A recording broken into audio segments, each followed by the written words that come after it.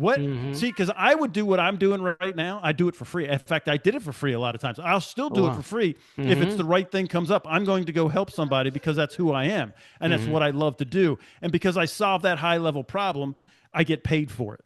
Welcome to Unstoppable Podcast with Harry Sardinas, inspiring conversations with influential millionaires, investors, thought leaders, entrepreneurs who are making a massive difference with their innovative products and services, and sharing the challenges and wisdom of how they sold their first million.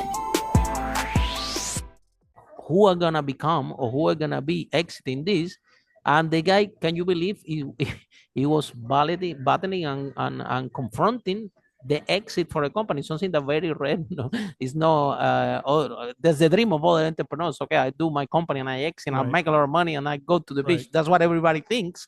But Right. to be honest, the beach is boring. After 3 days, 1 week, you are there, Right. and 3 days you are a max, like one nobody. day, right? Yeah, Yeah. you are a nobody. So Right. I talk think that about goes back to purpose. identity. Yeah, that goes to Mm-hmm. identity, not even purpose. Like, who are you when that company's gone? Like he said, he didn't know, he was struggling with who he would be in the community. He hadn't even made those decisions yet. So I would tell everybody that's hard cognitive work. You have to do that work on the front end, figure out who you are before that happens. See, if he already knew who he was, then you could go through these phases of life and phases of business, the life cycle of the business, and you could come out the other side and be very successful. But that should have been so. And here's another thing: don't get into anything unless you know how you're going to get out of it.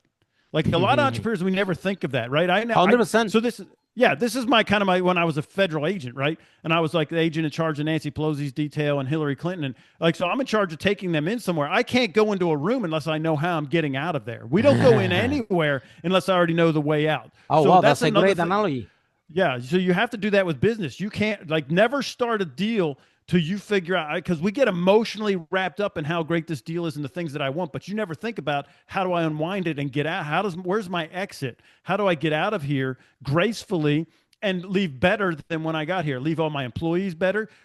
So and we just closed on a deal. We had my sons bought a pharmaceutical manufacturing firm. They Wow. had it for 3.5 years and then they sold it. We were very profitable. Right. But they put all these systems in place. We're working.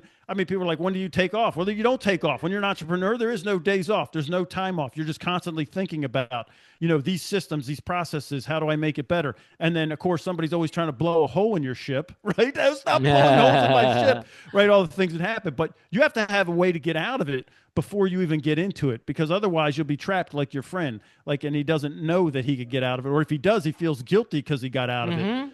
And that's not growth, right? So if you have to stay somewhere because you don't know who you are, you're stagnant. You're actually dying. You're not growing because things in nature are either growing or dying. Harry, you know what I'm saying? 100%.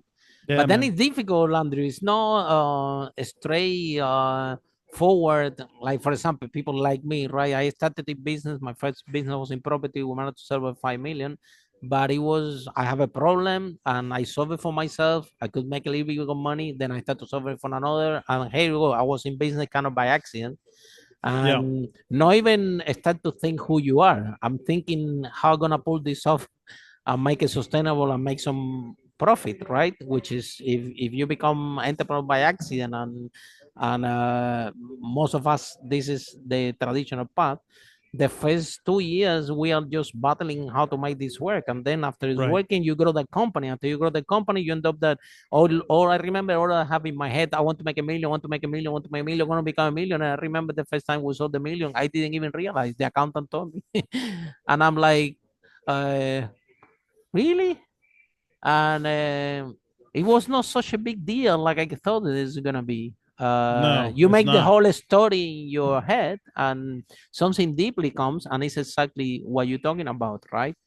You start to think, especially when you failure, right? When part of my Mm. process, I thought that I was a big shot, that I was a big businessman, and I started to open other business, whatever. Well, I opened a restaurant in Berkeley. I lost over 200,000 pounds in that venture, and lost my girlfriend that I had back in the day. It was a huge disaster, and And then I start to have this conversation for the first time in my life, Andrew, what I really wanted. I realized that I didn't want to be in the restaurant business anymore, at least in this form, because I don't want to be Monday to Sunday in a place that I had to so be. what you're talking about is, I call it target elimination, right? So get clearly defined. That's the Emerald City. I want to clearly define my target, because what you're talking about, you could spend your whole life saying, do something to say, all right, that's not it. Right? That's not for me. And then you do something and think of all the time and the effort and the girlfriend that you lost, all that you put into that to find out that this isn't it. So I would say slow. 2 years of my life. Yeah, 2 years, which you can never get back, right? So you can reframe it and say what I learned from it. But what you should be teaching entrepreneurs is not getting into nothing, until you do the cognitive work on the front end. What's my identity? What's my purpose? What's my target? You can make money a bazillion different ways, and a lot of them come with a lot of sorrow attached to it, right? You can make riches, but there would be sorrow attached to it, and I'm not trying to get into that, right? People think if I just make the money. Here's the thing about money, right? Okay, Harry, money only makes you more of what you already are. If you don't know who you are, you find out, and then and what I do is I design, like Inner Armor is the system that I have that's out. It designed, you can engineer your own identity. Who do I want to be? And then you take the neuroscience and use that to build my identity before we ever even walk out the door, before it hits the fan, or before I wasted 2 or 5 years of my life, right? So every entrepreneur needs to do that work on the front end before you jump into because what happens is we get in this dopamine loop of it's almost like gambling. Right, the next opportunity, and if I don't get on this right now, whether it's the crypto, we they just passed this new crypto bill. If I don't get it right now, it's going to skyrocket, and I'll be left behind. Right, same thing with the stock market or this, right. So everybody should just like take a breath and figure out who you are first, then what your purpose is. Like, what is the thing that you're built to do?